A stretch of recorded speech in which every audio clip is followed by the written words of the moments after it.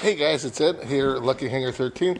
Wanted to talk about one of the fixes that I was able to get on the airplane that turned the fix from incredibly unaffordable to quite affordable. So the spinner had a couple of cracks in it. I had a couple of cracks that just kind of went down this way, and another one that went up this way. And the first shop that did the annual, they just like, hey, a new spinner costs $3,300.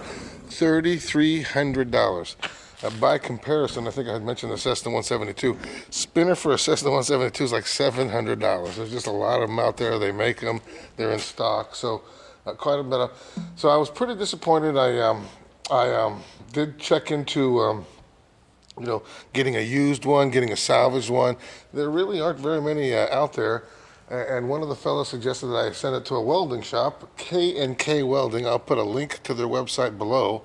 And basically, my $3,300, and by the way, that only gets you the spinner. The bulkheads, they cost more. So if you want this bulkhead and this bulkhead up here, costs more.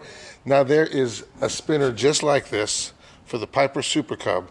It's for the same exact motor, O320 E2D, and the same exact prop. And I can get that whole thing, including the two bulkheads, for $700. But it's not approved for this airplane.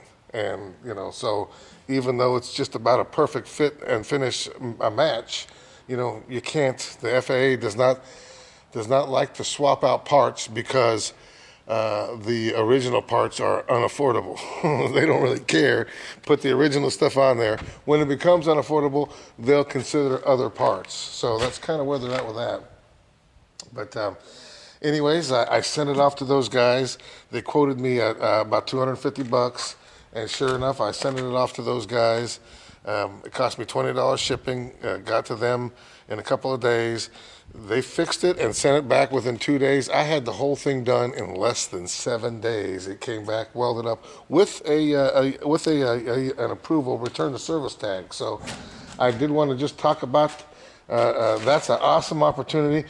Actually, there was a Skyhawk in the shop that needed a new spinner after that. They put a spinner on there. They spent $700 on that spinner, and I'm thinking, I would have just had that small crack that they had on theirs welded, but it is what it is, and it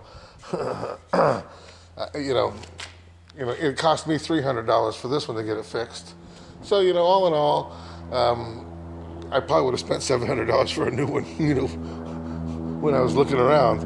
I did find one at my type club. One of the guys is a parts scavenger, and I shouldn't say that. That's his business, is collecting hard to find parts. And he was able to quote me $1,600, so about half price on a new spinner.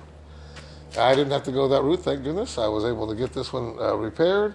And if you have a crack spinner, now that's one of the things, an older plane like this, not too popular, not going to find a lot of STC parts. You're going to have to find some creative folks that can do this, and that's the good thing about modern mechanics. The modern A&P mechanic, he's a metal bender, he can wire electronics, wire avionics, program avionics, make metal parts, weld metal parts. So, the modern A&P mechanic is the only thing that keeps a plane like this in the air, because a lot of the things you got to do are kind of specialty to kind of keep it going. So, all right, guys, that's my $300 fix. 10%, less than 10% of the cost of the of getting a new one. So I'm very, very pleased with that. All right, guys, talk soon. Bye-bye.